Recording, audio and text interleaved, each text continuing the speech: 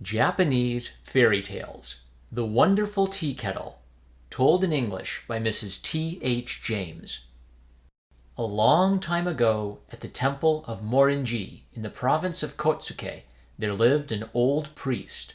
This old priest was very fond of the ceremonial preparing and drinking of tea, known as cha-no-yu.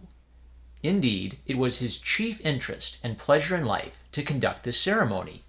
One day he chanced to find in a second-hand shop a very nice-looking old tea kettle, which he bought and took home with him, highly pleased by its fine shape and artistic appearance.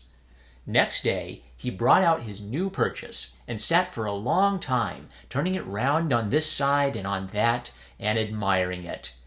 "You are a regular beauty, that's what you are," he said. "I shall invite all my friends to the cha-no-yu, and how astonished they will be at finding such an exquisite kettle as this." He placed his treasure on the top of a box where he could see it to the best advantage, and sat admiring it and planning how he should invite his guests. After a while he became drowsy and began to nod, and at last fell forward, his head on his desk, fast asleep. Then a wonderful transformation took place. The tea kettle began to move. From its spout appeared a hairy head. At the other side out came a fine bushy tail. Next, 4 feet made themselves visible, while fine fur seemed gradually to cover the surface of the kettle. At last, jumping off the box, it began capering about the room for all the world just like a badger. 3 young novices who were at study in the next room heard the noise, and, when one of them peeped through the sliding doors, what was his astonishment to see the tea kettle on 4 feet dancing up and down the room. He cried out, "Oh, what a horrible thing! The tea kettle is changed into a badger!" "What?" said the second novice. "Do you mean to say that the tea kettle is turned into a badger? What nonsense!" So saying, he pushed his companion to one side and peeped in, but he also was terrified by what he saw, and screamed, "It's a goblin! It's coming at us! Let us run away!" The third novice was not so easily frightened.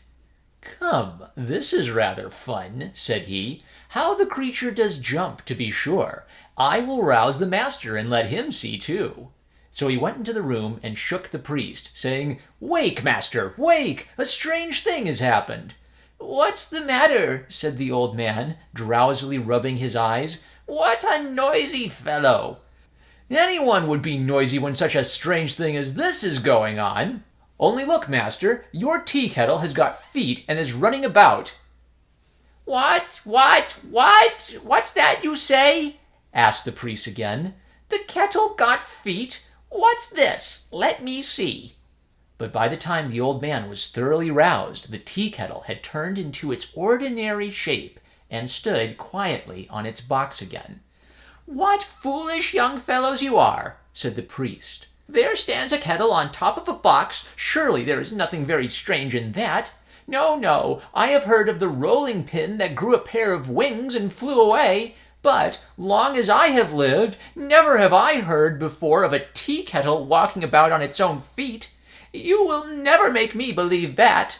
But for all that, the priest was a little uneasy in his mind, and kept thinking of the incident all that day.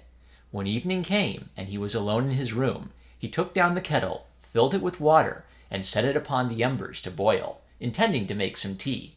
But as soon as the water began to boil, "Hot! Hot!" cried the kettle, and jumped off the fire.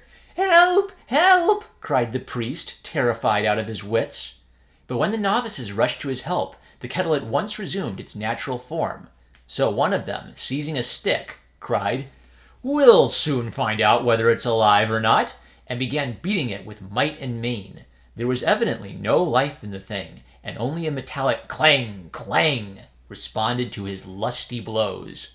Then the old priest heartily repented having bought the mischievous tea kettle, and was debating in his own mind how he should get rid of it, when who should drop in but the tinker. "Here's the very man," thought the priest. A bargain was soon struck.